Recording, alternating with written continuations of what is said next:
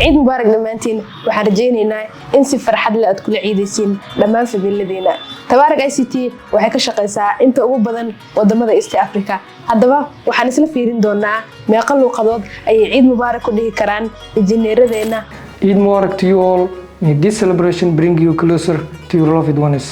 May this Eid bring you peace, prosperity, and endless happiness. May your prayers be accepted and your hearts be filled with love. Wishing you a wonderful and blessed Eid Mubarak to our customers. إلى جميع إخوان المسلمين في كل مكان عيدكم مبارك وكل عام وأنتم بخير. نسأل الله أن يتقبل منا ومنكم صالح الأعمال. عيدكم مبارك. عيد wanaagsan dhammaan ummadda muslimiinta ah meel walba ay joogaan. waxaan idinku hambaleynaynaa bulshada Ciidul Fidriga. si qaas ah waxaan u hambaleynaynaa macaamiisheena Tabarak ICT. waxaan idin leenahay ciid wanaagsan farxad ku ciida. À tous mes frères et sœurs musulmans à travers le monde, je vous adresse mes vœux les plus sincères.